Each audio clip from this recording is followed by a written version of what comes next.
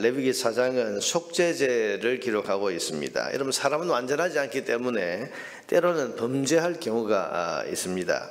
하나님은 거룩하시고 죄에 대해서 심판하시는 분이기 때문에 이렇게 죄를 지은 사람은 하나님과 교통할 수도 없고 동행할 수가 없습니다. 그래서 하나님께서는 이렇게 죄를 지은 백성이 하나님과 교통하고 또 동행할 수 있는 길을 제사로 열어놓으셨는데 그게 바로 속죄제입니다. 여러분, 이 속죄제사는 이름 그대로 속죄, 속이란 말은 값을 치른다는 말이죠. 그러니까 죄의 값을 치르는 제사인데, 여러분, 이 죄의 값은 성경에 보면 딱 한 가지, 죽음밖에 없습니다. 죄의 삭은 사망이요 죽음입니다. 그래서 이 죄의 값을 치르는 제사에도 짐승이 대신 죽임을 당하는 대속의 방법이 동원이 됩니다. 그래서 여러분 2절에서부터 4절까지를 보면 이스라엘 자손에게 말하여 이르되 누구든지 여호와의 계명 중 하나라도 그릇 범하였으되 만일 기름 부음 받은 제사장이 범죄하여 백성의 허물이 되었으면 그가 범한 죄로 말미암아 흠없는 수송아지로 속죄 제물을 삼아 여호와께 드릴지니 그 수송아지를 회막문 여호와 앞으로 끌어다가 그 수송아지의 머리에 안수하고 그것을 여호와 앞에서 잡으라고 했습니다. 그러니까 지금 안수를 하고 그래서 안수를 한다는 것은 이제 나 대신 이 수송아지가 대신 심판의 죽음을 당합니다. 그렇게 안수를 하고는, 그리고는 이제 이 수송아지를 회막문 앞에서 잡으라. 그런데 이 속죄제는 이것으로 끝나지 않습니다. 왜냐하면 죄를 해결하는 데는 죄의 값을 해결하는 것으로 치르는 것으로만 끝나지 않기 때문입니다. 여러분, 죄로 인해 더러워진 곳을 정결하게 되는, 여러분, 죄가 있으면 특별히 속죄제는 부지 중에 범한 죄, 모르고 범한 죄. 여러분, 나중에 민수기에 보면 고의로 범한 죄에 대해서는 속죄제를 드릴 수 없다 이렇게 되어 있습니다. 그러니까 지금 모르고 죄를 지었단 말이죠. 이 말은 무슨 말입니까? 죄를 지은 상태로 여기저기 이제 돌아다닌 겁니다. 돌아다닌다는 표현이 좀 그렇습니다만 여기저기 드나드는 거죠. 그러니 죄인이 여러분 하나님의 거룩함이 있는 곳에 함부로 그동안 자기도 모르게 돌아다닌 겁니다. 그러니까 그 더러워진 곳입니다. 그것을 정결하게 해야 될 필요가 있다는 것입니다. 그래서 죄의 값을 치를 뿐만 아니라 죄로 인해서 더럽혀진 곳을 다시 정결하게 해야, 그래야 하나님이 그들 가운데 거하실 수가 있게 되기 때문에, 그래서 이 속죄제는 번제나 다른 제사와 다르게 피를 뿌리는 예식이 있습니다. 번제는 여러분 피를 뿌리는 게 없었어요. 그런데 이 속죄제는 피를 뿌린다는 특징이 있습니다. 피를 뿌려서 정결하게 하는 거죠.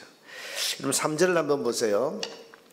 만일 기름 부음을 받은 제사장이 범죄하여, 지금 누가 범죄를 했는가 하면 기름 부음 받은 제사장, 이건 아마 대제사장을 가리키는 것 같습니다. 그래서 이 대제사장이 죄를 범한 것이 드러나, 여러분 대제사장도 죄를 지을 수 있습니다. 자기도 모르게. 그래서 이렇게 죄를 지은 것이 드러나면 여러분 죄인이 지금 죄를 지은 사람이 백성을 대표해서 대신해서 제사를 드릴 수 있겠습니까? 이 제사장이 모르고 그동안 제사도 지내고 뭐 이랬다면 그동안 드렸던 제사, 그리고 이 대제사장이 출입하고 다녔던 그런 성소, 여러분 그 성소 안에는 대제사장만 들어갈 수 있지 않습니까? 지성소 안에는. 그러니 이 죄를 범한 채로 거기에 드나들었다면 이게 오염이 되는 겁니다. 하나님 계신 거룩한 곳이. 그래서 어떻게 하라고 합니까? 먼저는 수송아지에게 안수하고 대속의 제물로 드리라고 했습니다. 그리고 5절에 보면 그 대제사장이 수송아지의 피를 가지고 회막 안으로 들어가서 성소와 지성소를 가로막고 있는 휘장에 피를 7번 뿌리라고 했습니다. 뿐만 아니라 성소 안에 있는 향단의 뿔에 피를 바르라고 되어 있습니다. 여러분 우리 성막 안에 보면 성소가 있죠. 그 성소 안에 보면 휘장으로 딱 가로막혀서 제일 안쪽에는 지성소가 있고 바깥쪽에는 이제 그 성소가 있습니다. 그 사이에 향단, 향을 피워서 올리는 향단이 있는데 피를 가지고 들어가서 그 성소와 지성소를 가로막고 있는 휘장에 뿌려라. 그리고 거기 사이에 있는 향을 피우는 향단에 뿔 모양이 달려 있는데 이 뿔에다가 손가락으로 피를 발라라. 이게 뭐하는 정결의식입니다. 왜냐하면 대제사장은 이 성소 안에 들어와서 다니는 사람이기 때문에 죄를 지은 채로 드나들면서 성소의 거룩을 침범하고 오염시키기 때문에 피를 뿌려서 이제 정결하게 해야 할 필요가 있었기 때문입니다. 그리고는 제물의 기름은 역시 하나님께 불태워 바칩니다. 어제 우리가 보았던 것처럼 기름은 전부 하나님께 바치는 거예요. 불태워서 바치고 나머지 고기와 내장을 비롯한 모든 부속물들은 12절에 보면 진영 바깥 재버리는 곳으로 가져가서 다 불태워버리라고 했습니다. 11절 12절에 보면 그 수송아지의 가죽과 모든 고기와 그것의 머리와 정강이와 내장과 똥 곧 그 송아지의 전체를 진영 바깥 재버리는 곳인 정결한 곳으로 가져다가 불로 나무 위에서 사르되 곧 재버리는 곳에서 불사를 지니라. 자, 여러분, 이것은 어제 우리가 보았던 소제 그리고 화목제, 이건 다 뭐였습니까? 소제나 화목제는 소제는 제사장이 대부분 그 곡식을 먹고, 그리고 화목제는 하나님께 드리고 어떤 부분은 제사장이 먹고 나머지는 여러 사람들이 함께 나누어서 먹었다. 근데 이 속죄제는 하나님 앞에 심판받아서 죽은 그런 제물이기 때문에 지금 기름은 하나님께 태워드리지만 나머지 모든 고기와 그 송아지 전체를 저 진영 바깥으로 가지고 나가서 거기 재버리는 곳, 그러니까 우리로 치면 뭐 쓰레기 소각장 같이 재버리는 곳, 거기에 가서 불로 태워서 다 없애라. 심판받아 죽는 겁니다. 여러분, 심판받아 죽은 제물이기 때문에 사람이 먹지 않습니다.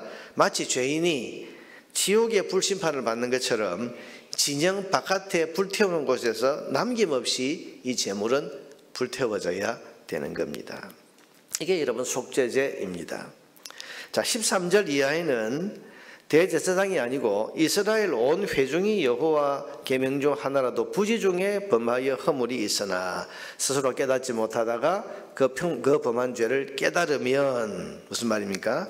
이스라엘 백성 전체가 죄를 범했을 때 단체로, 그때 그 죄에 대해서 어떻게 속죄제를 드릴 것인가를 말씀하고 있습니다. 여러분, 이때는 제물을 가지고 와서 안수를 해야 되는데 죄인의 죄를 이 송아지에게 안수를 해서 이제 전가를 시켜야 되는데 모든 백성이 죄를 지었으니까 모든 백성이 다 나와서 안수를 해야 되냐? 그럴 수 없으니까 백성의 대표들인 장로들이 나와서 안수를 하라고 되어 있습니다. 15절에 보면 회중의 장로들이 여호와 앞에서 그 수송아지 머리에 안수하고 그것을 여호와 앞에서 잡을 것이요. 그 후에 이제 기름 바치는 것, 피를 뿌려서 오염된 것을 정결하게 하는 것, 그리고 나머지 사체를 진영 밖에서 불태우는 것 등등, 이것은 이 대제사장의 범죄에서 행했던 것과 똑같은 방법으로 처리를 하라, 그렇게 되어 있습니다. 자, 그리고 이제 22절, 내일부터 보게 될 22절 이하는 족장이 범죄했을 때, 또 백성 개인이 범죄했을 때 어떻게 속죄제를 드리게 되는가, 그건 여러분 앞에 대제사장이나 또 온 회중이 범했을 때와는 내용이 좀 다릅니다. 그것을 또 내일 보게 될 것입니다. 그래서 이제 내일 우리가 살펴보면서 함께 묵상을 하겠습니다. 자, 오늘 본문에서 이 속죄제의 정신은 어떤 것입니까? 첫째는 죄가 있으면 하나님과 동행도 교통도 할 수 없다는 사실입니다. 그러니 죄인 줄을 알게 됐다면 신속히 죄 문제를 처리해야 한다는 사실입니다.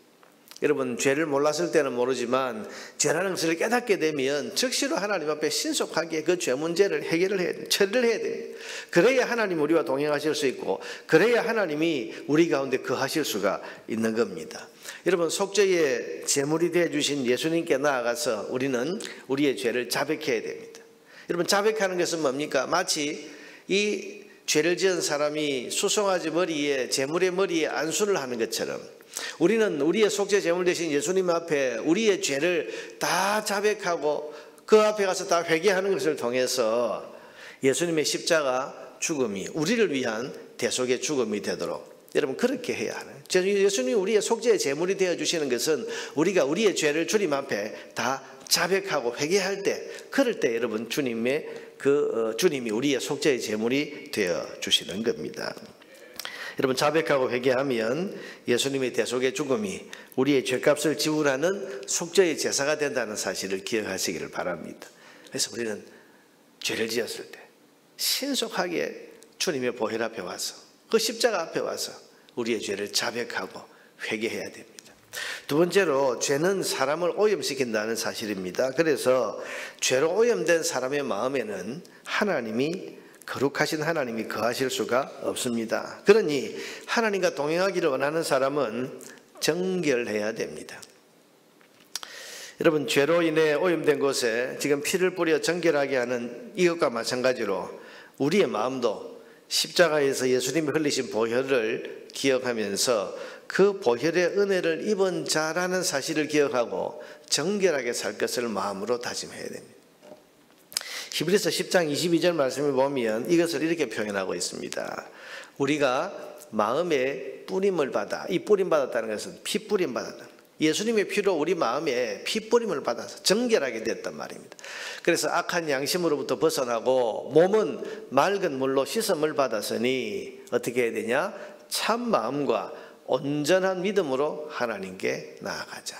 정결한 모습으로 하나님 앞으로 나아가야 된다. 우리가 어떤 사람이라는 것을 늘 기억해야 됩니다. 여러분, 그리스도의 피가 내 몸에, 내 마음에, 내 양심에 뿌려져 있다는 사실을 우리는 기억해야 됩니다.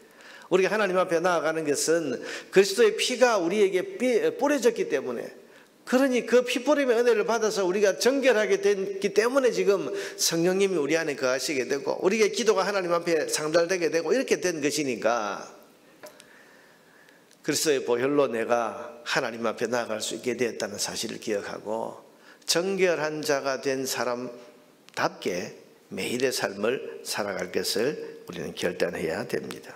그럴 때 하나님이 내 안에 임재하고 동행해 주시는 놀라운 삶을 살아가게 되는 것입니다. 우리는 예수 그리스도의 피, 보혈로 피부름의 은혜를 받은 사람이라는 사실을 항상 잊지 말고 살아야 됩니다. 그래서 보혈의 은혜로 우리를 정결하게 해주신 그 은혜에 합당한 삶을 살고 죄와 상관없고 죄의 유혹을 이겨내는 그런 성도의 삶을 살아야 할 책임이 우리에게 있는 겁니다. 오늘도 그리스도의 피로 정결함을 입은 우리가 이 정결한 가운데 그리스도의 보혈의 은혜를 입은 사람답게 죄를 이기고 죄의 유혹을 이겨내는 그런 거룩한 삶을 살아갈 것을 하나님 앞에 다짐하면서 나아가는 그런 기도의 시간이 되시기를 바랍니다.